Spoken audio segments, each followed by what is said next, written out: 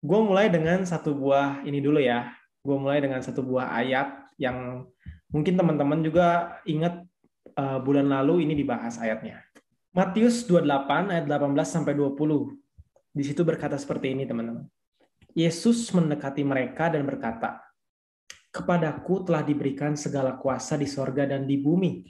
Karena itu, pergilah, jadikanlah semua bangsa muridku, dan baptislah mereka dalam nama Bapa dan Anak dan Roh Kudus, dan ajarlah mereka melakukan segala sesuatu yang telah kuperintahkan kepadamu. Ketahuilah, aku menyertai kamu senantiasa sampai kepada akhir zaman." Jadi kata kuncinya murid. Yang ada di hati Tuhan sebelum Tuhan meninggalkan dunia ini adalah murid, teman-teman. Pemuritan. Dan kalau kita mau jadi murid, kalau kita mau memuridkan, kita nggak bisa lepas sama yang namanya relationship. Ini gue ulangi lagi ya. Because discipleship is relationship. Kita nggak bisa muridin orang tanpa ada hubungan. Ya, so hari ini gue berharap kita semua bisa jadi relationship builder.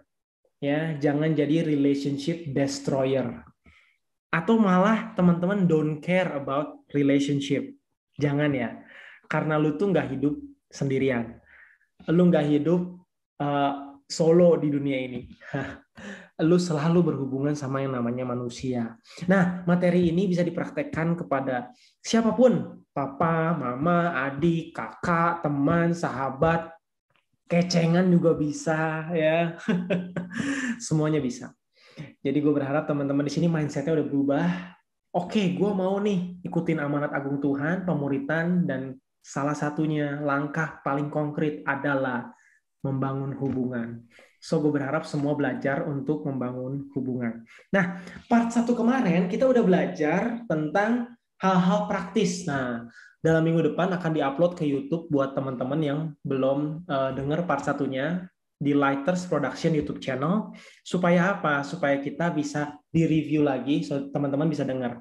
Nah, sekarang akan part 2. Nah, part 2 ini kita akan materinya cukup padat, cukup detail. So, berharap teman-teman fokus ya dalam 20 menit ke depan. Setelah ini nanti kita akan banyak di sesi Q&A. Pay attention. Oke? Okay? Yang siap boleh tulis di Zoom chat jawab siap. Coba yang siap, yang benar-benar tidak uh, tidak jauh-jauh dari gadgetnya lah yang mau belajar. Oke, semuanya sudah siap ya. Teman-teman boleh screenshot, boleh catat. Ini benar-benar hal yang praktis dan gue berharap lu semua bisa kebayang how to build relationship. Membangun hubungan ada 4 stages. Ya, ada 4 S. Yang pertama adalah surface, ya. Jadi kita tuh hubungan kedekatannya cuma di surface. Lalu kedua, stages berikutnya adalah structured. Ketiga, secure. Keempat, solid. Ya, secara cepat langsung gue akan bahas 4 stages ini. Yang pertama, surface relationship. Nah, ini hanya di permukaan. Nah, mungkin kalau teman-teman sekarang di sekolahan ya, sekarang kan lagi sekolahnya online nih. Di Zoom chat lihat partisipan sebanyak, cuma tahu nama. Ada dia. Siapa ya? Ya itulah surface relationship. Mungkin hanya sekedar tahu nama dan muka. Tidak butuh komitmen apapun. Hubungan yang tidak ada komitmen itu hubungan yang dangkal. Hubungan yang di permukaan. Kenapa? Lu kehilangan dia aja mungkin lu nggak akan peduli. Lu kehilangan dia aja mungkin lu nggak akan pusing sih. Gue yakin lu nggak akan pusing kehilangan dia. Contoh misalnya, ada orang yang tiba-tiba bilang, aduh, teman gue meninggal nih, tapi lu nggak kenal. Ya pasti lu biasa-biasa aja kan. Ya, surface relationship itu hubungan yang di permukaan aja ya. Berikutnya, structured relationship. Nah, ini kita lebih deep. Ya. Stage pertama tadi itu mungkin ya lebih di luar. Nah, ini masuk ke lebih dalam. Pertemuan rutin di tempat dan waktu yang sama. Ya, hubungannya terstruktur. Gua kasih contoh lagi, teman-teman misalnya punya aktivitas yang sama nih. Sekarang setiap hari Jumat kita ada Friday Big Group. Nah, itu terstruktur tuh. Ya, pertemuannya rutin. Ya, sorry yang tadi di sekolah juga itu structure sih, setiap hari ketemu ya. Dan ya itu ketemu terus sih, tapi mungkin ya cuma lihat doang ya, itu juga nggak ngobrol. Mungkin kalau structure ini lebih ke arah, oh kita ada komunikasi rutin setiap minggu sekali. Contoh di small group teman-teman, rutin kan, di tempat kerja misalnya, nanti one day lu kerja, one day lu punya anak, lu ketemu tempat les anak, misalnya di grup hobi, let's say lu lagi les apa nih, les musik dan sebagainya ya, lebih deep. Masuk ke yang lebih deep lagi, ada secure relationships. Hubungan yang secure. Nah, kalau udah di titik ini teman-teman, kita tuh pengennya mengatur waktu buat ketemuan. Gue mau nanya nih, berapa banyak di sini yang masih suka ketemu sama teman SMP-nya? Walaupun sekarang udah SMA, tapi masih pengen cari waktu nih buat ketemu teman SMP. Coba tulis saya. Atau yang udah kuliah masih pengen ketemu teman SMA. Atau yang udah lulus ke kerja masih pengen ketemu teman-teman dulunya. Masih cari waktu buat ketemuan sama teman-teman sebelumnya. Boleh tulis gak di Zoom chat. Gue masih kangen sama teman SMA misalnya. Gue masih kangen sama teman SMP. Coba tulis siapa yang masih suka ngajak ketemuan. Oke, Koriki ngajak ketemuan. Oke, Jennifer. Oke, Aurin ngajak ketemuan. Gaby masih ngajak ketemuan ya. Nah, gue yakin dan percaya yang lu ajak ketemuan itu pasti nggak banyak kan. Sebagian kecil aja. Sama, gue juga dulu mah waktu gue di SMA, gue tuh punya teman SMP mungkin 60 atau 50 orang mungkin. Tapi yang gue ajak ketemuan 7 orang aja. 7 orang aja yang gue ajak ketemuan. Literally 7 orang aja yang gue ajak ketemuan. Waktu gue SMA, gue cuma ketemu 7 orang teman SMP. Nah, itu udah secure tuh. Kenapa? Berarti gue mengusahakan pertemuan dengan dia. Ini stage lebih deep. Ya, kalau teman-teman sekarang misalnya aktif di small group, one day kita pisah, terus masih pengen ketemuan sama teman small groupnya. Nah, itulah teman-teman dalam hubungan secure relationship. Contoh lagi, kalau kita masuk ke yang lebih dalam lagi nih ya, namanya adalah solid relationship atau hubungan yang komitmen bersama dengan level kepercayaan penuh, hubungan jangka panjang. Teman-teman ini gue cepet ya supaya kita bisa banyak bahas nanti kasus di Q&A session. Saling memberi dan melayani, menghargai dan memelihara hubungan yang sangat penting. Suami istri, best friend, sahabat karib, inner circle. Intinya yang lebih deep. Nah, ini hubungan paling dalam, teman-teman. Ya, yang ada di area ini tuh nggak banyak. Gue kasih contoh lagi ya. Gue masuk SMA, itu punya teman cukup banyak. Satu angkatan berapa ya, Ko Geri ya? Ingat nggak Ko Geri, satu angkatan kita berapa orang kira-kira Ko Geri? Saya teman SMA sama Ko Geri nih. Lupa 200, ada nggak ya 200? Di Iya, 200. kurang mungkin, sekitar gitu. Sekitar segitu ya. Nah, banyak kan? Tapi gue ingat banget. Gue temenan nggak bisa banyak. Dan sampai hari ini, sekarang gue berarti 11 tahun kemudian setelah SMA, yang hari ini masih bareng sama gue, ya teman-teman baik. Salah satunya Kogeri. Kogeri ini teman SMA gue. Bahkan kita di SMA nggak terlalu dekat malah. Nah, jadi solid relationship itu nggak banyak. Dan kalau gue ngecek teman SMA gue siapa ya yang akhirnya ada sampai hari ini, nggak banyak juga. 4 orang. Gue bisa sebut nama-namanya dan mereka mayoritas sekarang bersama gue tertanam di dalam komunitas. Terus teman SMP gue dari 7 orang, sisa 3 orang sampai hari ini ikut bareng. Jadi no problem, emang yang masuk solid relationship itu nggak banyak. Anyway, komunikasi gue cukup oke, bisa diterima. Coba yang cukup oke bilang di Zoom chat oke gitu. Karena abis ini kita masuk ke segmen berikutnya ya. Nggak terlalu cepat kan? Nggak terlalu cepat kan? Oke ya. Nah, jadi gini teman-teman. Gue yakin mungkin teman-teman bilang mikir gini, oh jadi hubungan teman tuh ada stage-nya ya. Berarti harus pilih-pilih. Berarti harus pilih-pilih ya Pak Alvin ya? Gue nggak suka kata milih-milih. Yes, semua teman. Tapi gue lebih suka kata gini, ya kita perlu filter. Yesus aja filtering loh. Yang ikut dia 5.000 orang, dia filter 12 orang. Dan dari 12 dia punya 3 yang paling deep. Petrus, Yohanes, Yakobus. Dari 12 muridnya ada 3 lagi yang paling deep. Kenapa? Asumsinya waktu Yesus mau diserahin ke tangan orang berdosa di Taman Getsemani, 3 orang ini diajak sama Tuhan untuk berdoa. 3 orang ini diajak doa. Petrus, Yohanes, Yakobus. Itulah yang masuk mungkin ke solid relationship dalam hubungannya dengan Yesus. Nah, gue yakin kita semua secara natural pasti pengen berteman dengan orang yang cocok. Kita cari yang cocok. Ya, makanya gue pakai kata filter. Kita cocok. Cari yang cocok. Gue nggak bermaksud pilih-pilih temen, tapi gue cari yang cocok secara value, secara faith, culture, dan sebagainya. Contoh gue ya, gue pribadi mungkin orang yang bisa masuk ke mayoritas orang. Karena gue belajar banyak tentang relationship, oh kayaknya gue bisa masuk nih, orang bisa welcoming gue, orang bisa ngerasa, ih enaknya kok Alvin hangat. Tapi kalau teman-teman tanya gue, yang masuk ke solid relationship mungkin nggak masuk 10 orang. Kenapa? Karena emang pada dasarnya kita nggak bisa hubungan deep sama banyak orang. Ya, jadi emang stages ini diperlukan. Mana yang ada dalam hal stages secure. Mana ada yang di stage structure, secure, dan mana yang emang surface. And it's okay loh kalau kita ke surface.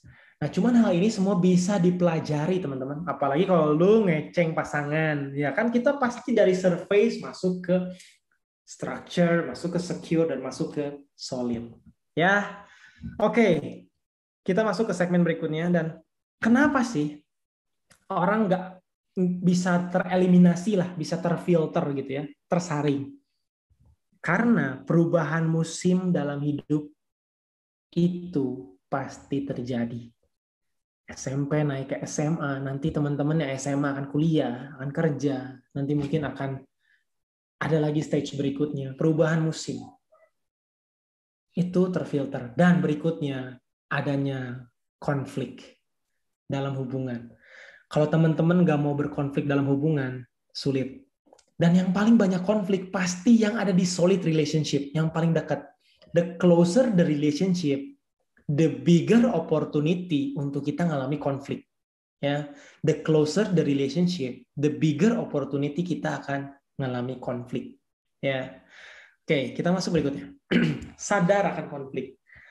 Bagaimana respon dan cara kita menyelesaikan konflik menentukan di mana level hubungan kita berakhir. Ya, betul, konflik akan membuat kita kuat atau renggang hubungannya. Berikutnya, penyebab konflik ada 3. Yang pertama itu human nature, karena ego, hanya mementingkan keinginan diri sendiri. Yang kedua, hurting people. Nah, ini bisa di screenshot supaya bisa dibaca ayatnya ya. Orang terluka cenderung melukai orang lain. Oh iya, kita terluka, kita pengen bales, itu nature-nya kita. Political people, mempergunakan manusia demi kepentingan atau agenda tertentu. Nah, kita tuh seringkali gini nih, cari temen cuma ngambil untung, cari temen untuk agenda yang tersendiri. Nah, itu seringkali paling banyak membuat hubungan tidak jadi solid. Gue ngedeketin lu, ada agendanya. Nah, biasanya kalau lagi PDKT kan, biasanya katanya agendanya supaya dapat. Oh, setelah dapat mempertahankannya, tiba-tiba ya, yang tadinya diskon jadi, beda banget nih. Nah, itu human. Makanya kenapa tadi gue bilang hubungan ini bisa diusahakan, bisa disengajakan, bisa dilatih, dan harus terus dikerjakan. So I want you to become a relationship builder. Ya, terus kerjakan hubungan. Oke, kita masuk ke yang berikutnya. Segmen terakhir adalah prinsip-prinsip dalam hubungan yang biasa terjadi nih, kasus-kasus yang biasa terjadi. Nah, teman-teman, ini kita akan bacain cepat aja ya. Dan nanti kita akan bahas juga konfrontasi. Bagaimana supaya hubungan itu tetap bisa baik tapi ada koreksi. Nah, ini menarik sih. Ya, pay attention. Masih oke, teman-teman? Padat bahannya? Masih oke? Oke ya. Next, pain principle. Orang yang sulit membangun hubungan karena luka, mudah melukai orang, dan mudah terluka. Periksa, apakah saya ini kalau dalam hubungan sering menyakiti dan mudah tersakiti? Kenapa ya? Kok gue kalau ngomong kok nadanya tinggi, gue kalau ngomong kayak nyelekit deh ke orang. Mudah tersakiti lagi, gue tuh sensi banget. Kenapa ya? Ambil langkah nomor 2. Take responsibility untuk self-healing. Untuk menyelesaikan masalah diri sendiri. Berani jujur. Nah, sebaliknya, kalau teman-teman lagi menghadapi orang yang mungkin lagi terluka, jangan kesinggung. Kita jangan jadi baper. Kalau lihat orang yang galak sama kita misalnya. Kalau lihat orang yang misalnya bete sama kita, cepet-cepet. Kelihatannya dia melukai kita. Jangan cepat tersinggung. 2, kenali apa yang membuatnya sakit. Kenapa ya dia gitu ya? Apa karena keluarganya, masa lalunya, trauma apa ya? Nah, kita cari penyebabnya. Jangan fokus situasinya, tapi fokus pada penyebabnya. Gue ulangi ya, jangan fokus pada situasinya, tapi fokus pada penyebabnya. Respon dengan baik. Jangan nambahin luka, yang nomor 4 tuh ya. Maafin. 5, cari bantuan. Ya, ini pain principle. Cepat saja berikutnya, hammer principle. Ini tuh apa sih? Menghalau lalat di kepala orang dengan palu. Alias apa? Overreact. Orang-orang yang overreact nih. Dalam hubungan, cek. Kalau orang-orang overreact tuh biasanya apa sih? Dia tuh bangun tembok katanya. Bangun tembok. Dia udah, wih takut nih, ada apa nih? Wah, kok dia gitu ya? Kok dia nggak tag Instagram gue ya? Yang lain di tag. Wah, kok dia nggak ngajakin gue ya di Zoom meeting itu? Wah, kenapa nih? Si Ko Alvin kenapa nih? Wah, kok dia nggak ini ya? Nah, overreact tuh. Ingat, kita tuh jangan mau winning argument, tapi winning relationship. Kalau ini kita konteks building relationship ya. Sikap yang benar lebih penting dari jawaban yang benar. Nah, jangan cari benar salah, tapi sikap yang benar dalam hubungan. Jangan jadikan situasi lebih penting daripada hubungan. Ini tadi gue ulangi lagi ya. Situasi tidak lebih penting daripada hubungan. Ya, belajar ngaku salah dan minta maaf. Belajar ngaku salah dan minta maaf. Nah, tipsnya kalau misalnya kita adalah tipe yang overreact nih ya, coba siapa nih overreact di sini? Cek. Ada 4T. Total pictures. Hindari berkonklusi sebelum cerita selesai. Jangan duluan ngejudge. Ih, kayaknya dari ngomongnya. Kok Alvin nih dari suaranya kelihatan nih orangnya. Nah, itu udah ngehakimin duluan tuh. Kedua, timing. Tindakan atau perkataan yang tepat pada waktu yang tepat. Teman-teman, perkataan yang tepat kalau di waktu yang salah bisa bikin bingung. Ya, jadi waktunya perlu tepat. Tone, banyak problem terjadi karena intonasi yang salah. Nah, intonasinya hati-hati itu. Intonasinya jangan do tinggi. Temperatur, sewaktu emosi panas cenderung pakai bom di mana ketapel sudah cukup. Dikit-dikit langsung teriak. Mama kok gitu sih nganterin makanannya? Cuma nganterin makanan salah dikit. Dan sebagainya. Reaksi lebih daripada tindakan, problem akan meningkat. Reaksi lebih kecil dari tindakan, problem akan menurun. Ya, cepat aja berikut lagi ada prinsip lainnya. Teman-teman bisa screenshot ya, bisa take note. Coba perhatikan kita yang mana. Jangan bilang, ih kayaknya dia. Jangan nunjuk dulu, jangan blaming, jangan pointing. Tunjuk diri sendiri dulu kira-kira kita yang mana. Oke? Berikutnya elevator principle. Nah, apakah saya membawa orang naik atau turun? Ada 4 jenis orang, aiders, mengangkat kita dengan sengaja. Enjoy them ketika ada orang ketemu kita, dia encourage. Ya, dia aiders kita. Subtractors, mengurangi dari kita, tidak sengaja sih. Emang defaultnya mereka seperti itu gitu. Ketemu kita langsung ngelihatnya yang salahnya gitu. Baju lu kok gitu sih? Nah, langsung ngejelekin. Lu ngegendutin ya? Lu ngitemin ya? Langsung kayak nurunin kita gitu loh. Tolerate them. Ya, toleransi mereka. Multipliers, karena mereka nggak sengaja sih. Multipliers dengan sengaja dan strategis meningkat. Ya, mengangkat kita. Nah, value them. Berarti mereka pengen mengangkat kita dengan planning, dengan strategis, teman-teman. Dividers. Dengan sengaja membawa kita turun serendah mungkin. Nah, ini baru avoid them. Avoid them bukan berarti asik. Berarti gue boleh musuhin orang ya kok Alvin ya. Hey, jangan gitu maksudnya. Jauhi orang dengan motivasi bukan berarti kita membenci. Kalau membenci itu tidak sesuai dengan firman. Tapi jauhi. Kenapa? Karena kalau kita dekat-dekat dia, mungkin kita bisa rusak. Ya, kita boleh menghindarinya, tapi jangan membencinya. Ada orang yang gue hindari dulu waktu SMA, gue dibully. gue dibully dan gue hindari. Akhirnya gue main sama satu kelompok lain. It's okay. Tapi bukan berarti gue benci mereka. Gue tetap teman mereka. Kalau mereka perlu apa, gue pasti bantu. Tapi gue bukan mau masukin mereka ke stage relationship gue yang lebih solid, yang lebih deep. No. Ya. So jadilah lifters, encourage daily, milih membantu dan bukan menyakiti, senyum daripada cemberut, kata-kata yang membangun daripada kritik, memulai yang positif di lingkungan yang negatif. Menyadari waktu itu terbatas dan berharga, makanya kita perlu jadi elevator, ya, lifters, sorry, bukan elevator. Berikutnya, kita masuk ke konfrontasi. Teman-teman, konfrontasi itu adalah gini, kayak kalau bahasa kasarnya kita tuh mau ngasih tahu, mengoreksi gitu, mengemukakan pendapat, mengemukakan pandangan, teman-teman ya. Konfrontasi itu tujuannya apa sih? Mau menyelesaikan perbedaan pendapat. Supaya kalau bisa kita beda pendapat, kita tetap bisa ketemu jalan tengahnya. Jangan confront brutally, ngelabrak. Lu tahu nggak gue nggak suka lu gitu. Nah itu confront brutally. Tapi confront lovingly. Jangan unwilling to confront, tapi confront lovingly.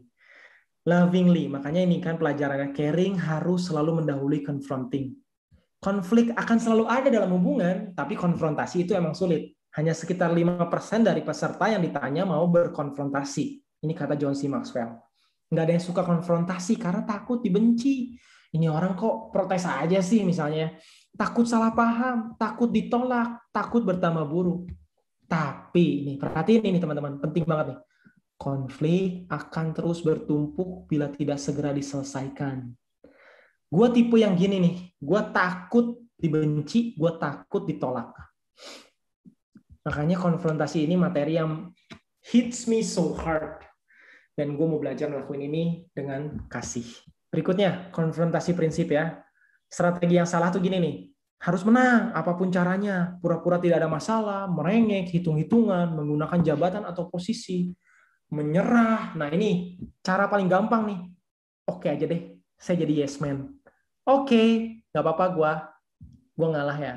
Tapi kita nggak mau mengemukakan pendapat. Itu juga yang membuat kita sulit membangun relationship sampai solid. Itu juga yang membuat kita sulit membangun hubungan yang deep, yang long term. Kenapa? Karena kitanya nggak sehat. Kita pengen nyenengin orang doang. Bagus sih nyenengin orang. Bagus. Tapi kalau jadi people pleaser itu nggak oke. Kenapa? Karena hubungan tuh dua arah, teman-teman. Dua arah. Ya. Berikutnya. Nah, ini yang sehat. Yang sehat tuh berkonfrontasi karena kita peduli dengan kejujuran, kerendahan hati. Terus gini, bertemu asap as soon as possible. Kenapa? Tanpa adanya komunikasi. Ini perhatiin kata-kata gue ya. Tanpa adanya komunikasi akan banyak-banyak asumsi. Tanpa ada komunikasi akan banyak asumsi. Makanya jangan menunda, jangan menghindar. Jangan minta orang lain nyelesain. Jangan berkonfrontasi lewat email, lewat WA. Kalau bisa ngomong langsung. Ya, menunda bisa berdampak buruk. Karena mulai ada asumsi, ini kenapa ya motifnya, dia kok nggak kontak gue ya, kalau lagi PDKT gitu ya. Kok dia nggak kontak gue ya? Kenapa ya? Apakah ada orang lain? Sedap. Menunda dilakukan untuk kebaikan seluruh organisasi, bukan untuk kenyamanan pribadi. Kalau kita mau menunda konfrontasi, it's okay kalau emang teman-teman ngerasa waktunya belum tepat. Tapi bukan untuk kenyamanan pribadi. Bukan untuk memuaskan ego. Tapi untuk kebaikan seluruh organisasi atau di sini dalam konteks hubungan untuk kebaikan lebih banyak pihak lah ya. Berikutnya, 3, cari pengertian lebih dulu, bukan kesepakatan. Jangan menghakimi sebelum mengerti. Mengetahui banyak bukan berarti mengerti. Mengerti loh ya. Kata kuncinya understanding, bukan knowing. Uraikan permasalahannya, jelaskan apa yang kamu temukan atau lihat, jelaskan perasaan, jelaskan kenapa. Dan cara ngejelasinnya jangan sambil marah-marah. Lu tau gak gue tuh udah sabar berapa lama nanganin lu? Nah bukan gitu. Uraikan ya, jujur saya agak kemarin cukup nggak nyaman, misalnya gitu ya. Gue nggak oke nih lu gituin. Ini perlu latihan teman-teman. Gue pribadi pun sampai hari ini masih latihan untuk konfrontasi yang sehat. Tanpa memakai emosi yang meledak-ledak. Karena emosi kita seringkali jadi problem.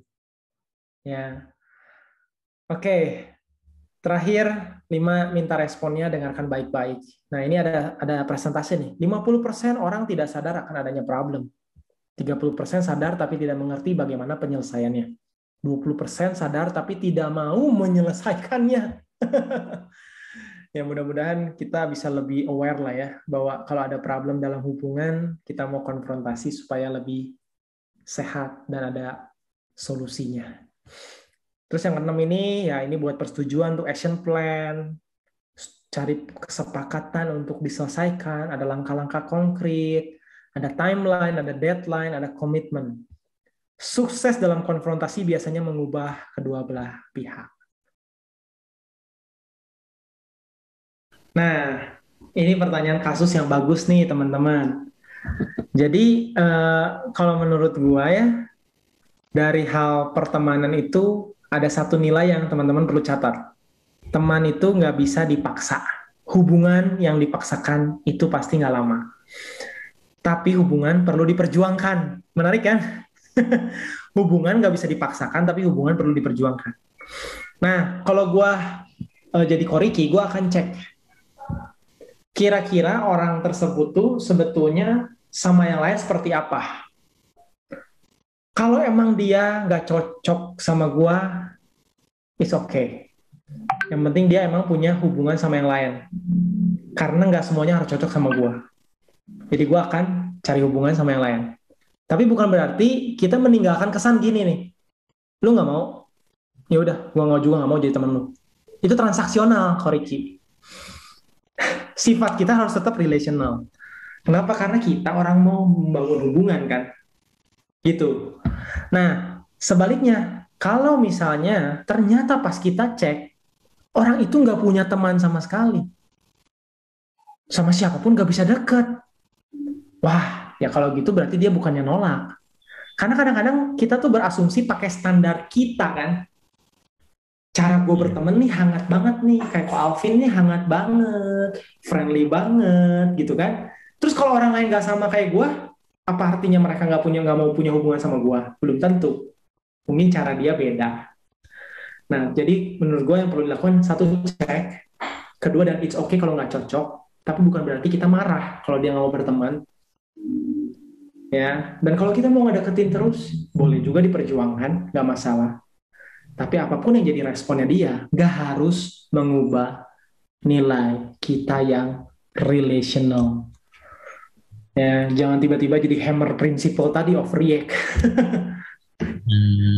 Oke. Gitu. Jadi kalau misalnya kita udah pengen coba berteman, kita pengen masuk circle-nya mereka, terus merekanya tapi kayak yang membangun tembok gitu ya, kita jangan memaksakan gitu ya, hanya bisa mencoba dan memperjuangkan gitu ya.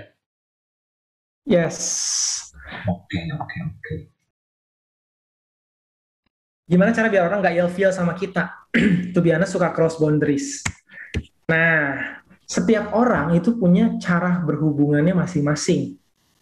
Biasanya kalau tipe yang kayak Jennifer tanya tuh adalah orang yang I center. I center tuh gimana sih? Gue pengen ngomong, gue ngomong aja sekarang. Kalau gue misalnya dapat respon, ya gue ngomong lagi. Gimana gue? Jadi nggak bisa ngerti bahwa, oh ini orang tuh kayaknya nggak suka begini ya. Paling gampang kita tanyain. Lu enaknya gue bahas hal apa aja sih ke lu? Lu oke-nya kalau gue kontak lu berapa lama sekali ya? Itu paling gampang. Cuman sebetulnya kalau kita nanya gitu pun, ya belum tentu orang itu nyaman sih. Kalau gue pribadi, akan caranya gini gue. Kalau gue mungkin nggak mau cross boundaries orang ketika orang tuh misalnya mulai nolak nih, atau nggak balas, paling gampang nggak dibalas lah. Kalau hari ini nggak dibalas, jangan di-chatting lagi semalamnya atau besoknya. Gue akan chatting ketika gue punya informasi yang kira-kira menarik buat dia. Gue kasih contoh lagi ya. Misal di sini ada namanya Aurin deh, Aurin. Aurin, lu hobinya apa, Aurin? Boleh tahu nggak?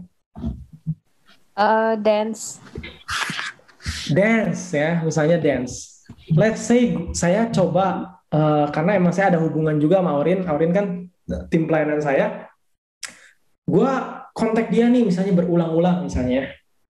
Terus gue lihat, waduh ini kayaknya gue cerewet banget nih.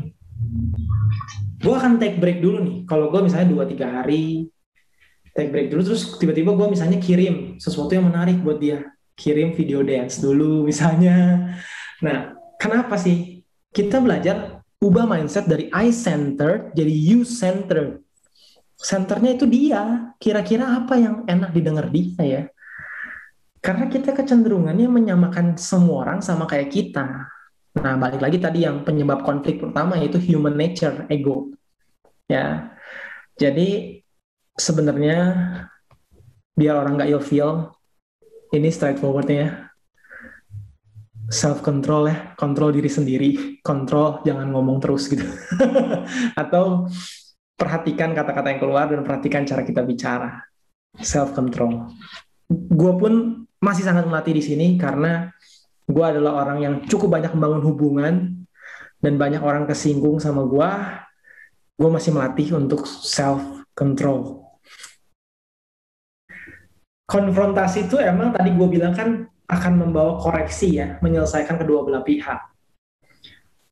Kalau menurut gue, ini yang gue pelajari dan gue experience dalam keluarga ya, ke orang tua itu kita nggak bisa berusaha merubah mereka karena mereka pada dasarnya mencintai kita ya, tapi menurut gua kita bisa menyampaikan, mengkomunikasikan kita tuh pengen seperti apa dengan cara yang benar.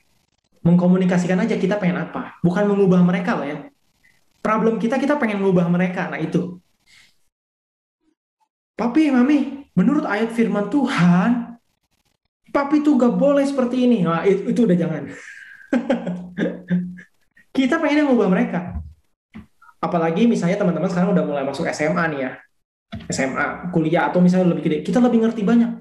Menurut saya, sekarang itu kayak gini nih. Harus punya sosmed gini. Kita pengen mengubah mereka. No. Tapi kita bisa ngasih tahu kalau saya gini. Kita menginspirasi. Lebih katanya menginspirasi. Ke orang tua atau sama hubungan manapun ya, terutama kalau ke orang tua itu kan ada firmannya ngomong gini kan, hormatilah dan taatilah, benar nggak? Firman Tuhan ngomong gitu kan.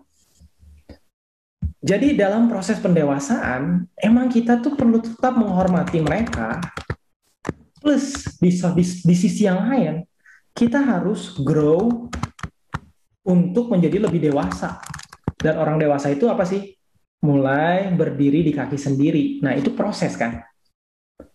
Akhirnya kita punya mindset sendiri, menurut saya di era saya sekarang ya, generasi C ini, generasi corona, kan harusnya TikTok segala macam gini-gini bla bla bla. Ya, oke, kita punya pendirian sendiri, tapi ingat, yang pertama apa?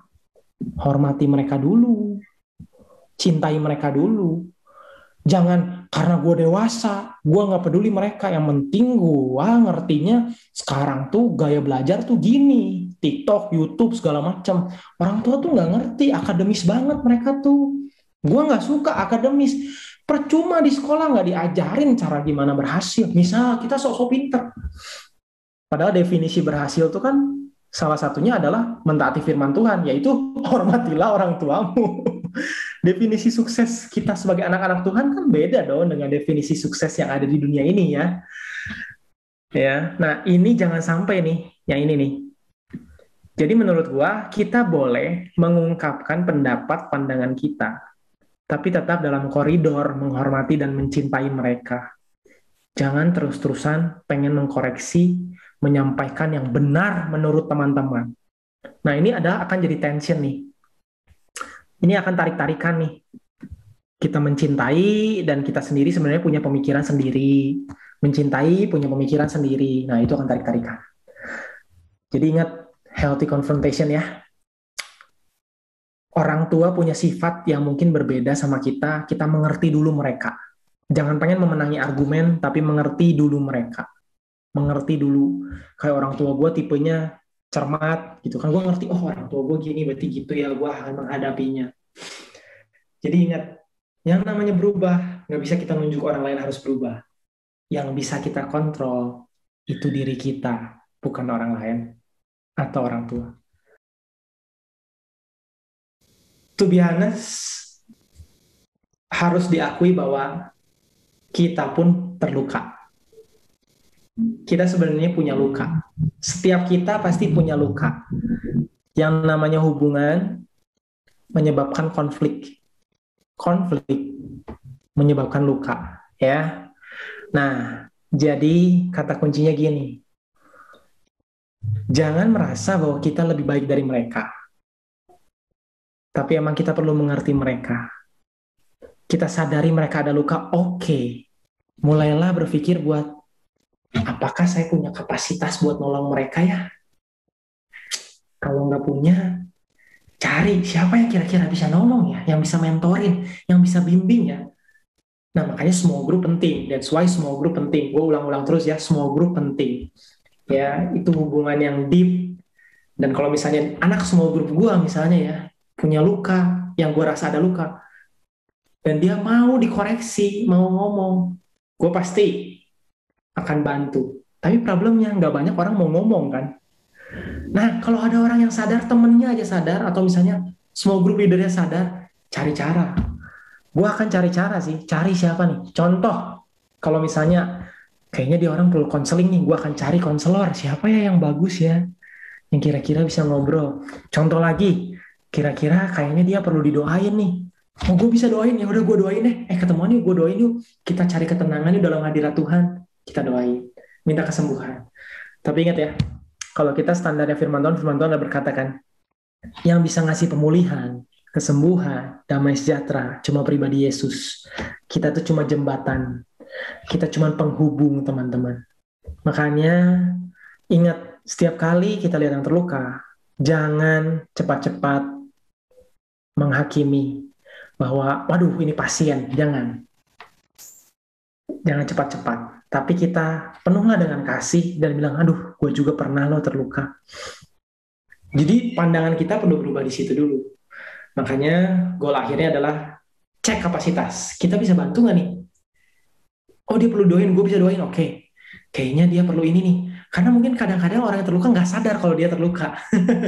Kalau gue kan tadi jujur ya, gue takut tertolak, gue takut konfrontasi, gue orangnya mudah menyerah kalau konfrontasi nih. Misalnya kok Gary nih, misalnya lagi ribut sama gue, mungkin gue, oh yaudah oke, gimana kok Gary aja. Padahal mungkin gue belum mengungkapkan pandangan gue. Nah, gue orangnya gitu. Nah, gue mengakui.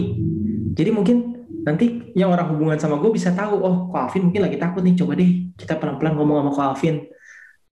Ko Alvin, boleh loh ngungkapin lebih lagi, apa masukan Ko Alvin ke saya. Nah, gue mempermudah orang dengan kita terbuka. Jadi teman-teman, yang di sini ada berapa partisipan nih? 18 orang lebih ya. Make sure kita mengenali luka diri kita. Make sure kita mengenali luka diri kita. Be honest to yourself. Don't lie to yourself. Ini kalau ini konteksnya romance ya, Koriki ya. Betul. Ini nggak ada di Alkitab. Nggak ada di materi tadi juga. Cuman kalau gue udah mau bahas tentang romance, ini gue pakai wisdom yang gue pelajari ya dari beberapa mentor yang gue juga pernah bertanya gitu. Gini, love itu kalau di firman Tuhan itu Yesus. Yesus itu love, love itu Yesus. Ya. Jadi kalau menurut gue, kalau orang lain ghosting lu, ya lu bersyukurlah. Berarti lu lagi ditinggalin sama orang yang emang gak cinta sama lu gitu. Kalau lu konfrontasi, sebenarnya tujuannya apa? Apakah lu mau minta lagi nih? Kenapa lu pergi meninggalin gue? Lu kan seakan-akan kayak begging for love kan? Padahal lu tuh gak pernah kekurangan cinta dari Tuhan Yesus. Yesus tuh mencintai kita cukup, bahkan berlimpah. God is love. Ya, bukan berarti kita akhirnya jadi jual mahal. Oh, ya udah gua mahal. Bukan gitu juga. Justru karena kita tahu cinta standarnya tinggi, yang kita cintai should be orang yang tepat. Yang emang juga punya value yang sama, yaitu firman Tuhan. Yang ngerti bahwa cinta itu Yesus. yang ngerti bahwa standar cinta itu Yesus. Jadi dua-duanya sama, berpusat pada Yesus. Kalau kita bahas romance nih, bahas love. Ya ini sebenarnya berlaku dalam hubungan manapun sih. Kalau kita bahas tentang love-nya Tuhan dalam relationship ya. Ya, cuman kalau perihal ghosting tadi, kalau menurut gua, kalau lu konfrontasi, lu akhirnya cuman cuman cuman berpikir gini nih, cuman aduh kenapa ya gue ditolak ya. Begitu dia bilang, iya soalnya kamu, misalnya, iya soalnya kamu kurang oke nih kalau ngobrol, kita langsung tertuduh, aduh ternyata saya bukan orang yang bisa ngobrol ya, jadi minder.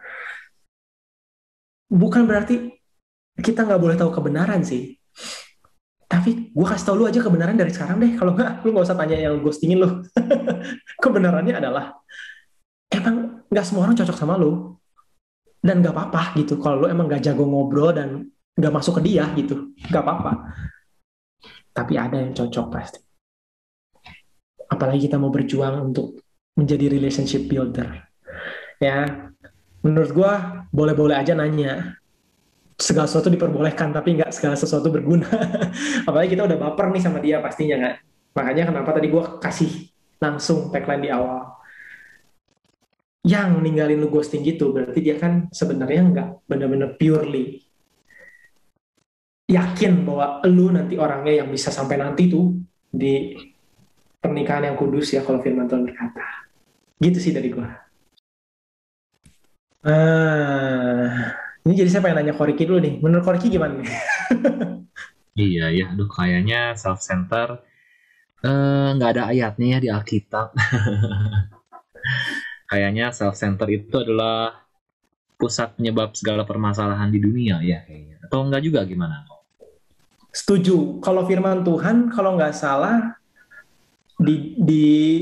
disebutin ada sih di Amsal, ketika ada pride itu kan mementingkan diri sendiri kan. Biasanya ada perselisihan, ada permasalahan. Kenapa? Karena emang daging kita ini nggak pernah puas. Self-centered itu adalah sifat natural kita. Ibaratnya gini lah, kalau gue sekarang bilang ke lu sebagai pemurid nih, gue pemurid, gue mentor nih, gue bilang, ayo pentingin diri sendiri. Itu mah nggak usah disuruh. Kita nggak butuh pewahyuan, nggak usah ikut kelas pemuritan, nggak usah ikut ibadah. Lu pasti pentingin diri sendiri, termasuk gue. Makanya kita mau rubah kan dari self-centered ke God-centered. Dan kalau God-centered, fokus Tuhan apa? Matius berkata, kasihilah Tuhan Allahmu dengan segenap hatimu, dengan segenap jiwamu, dengan segenap akal budimu, dan kasihilah sesamamu manusia seperti dirimu sendiri. Ya, bahkan kalau gue pelajari, kasih diri sendiri itu lebih ke arah gini, mengambil tanggung jawab untuk memperbaiki diri ke arah firman. Gue ulang ya, mengambil tanggung jawab untuk memperbaiki diri ke arah firman. Kalau ke arah firman, ya kita ngambil tanggung jawab untuk be mature, bahwa sadar kepentingan diri sendiri itu bukan yang utama, tapi kepentingan Tuhan yang utama. Dan kalau kita bicara firman Tuhan yang paling utama, Tuhan arahkan kita untuk apa? Mengasihi Tuhan dan mengasihi sesama. Dan sebetulnya kita akan merasa diri dicintai kalau kita mau self-responsibility untuk menjadi dewasa. Kalau teman-teman ikut Friday Big Group minggu lalu tentang being mature, ya, dewasa, itu tujuan kehidupan, itu kedewasaan, bukan kesempurnaan. Kalau kita kejar kesempurnaan, biasanya apa? Itu kita lagi self-center nih. Saya kurang cantik nih, saya kurang. Padahal emang muka ini dikasih Tuhan. Saya kurang ini nih, lahir dari keluarga papa mama kurang ini nih, kurang kaya misalnya. Nah biasanya self-center pasti akarnya 3 nih: harta, tahta, seksualita, materi. Sorry, ada nggak lebih dari 3 deh. Harta, tahta, seksualita, posisi, prestasi, materi. Pokoknya supaya diakui aja. Nah itu self-center tuh goalnya. Sedangkan God-center nggak itu. God-center tuh bener-bener demi kita menyebarkan kasih. Orang mengalami kasih. Orang merasa dikasih. Karena kasihlah sesamamu manusia kan. Nah gitu. Ada care di sana. Dan yang itu nggak ada yang menentang tuh. Mana ada sih kita kalau diperhatiin kita marah. Kita happy. Kita ngerasa damai. Karena cinta pasti membawa rasa aman juga.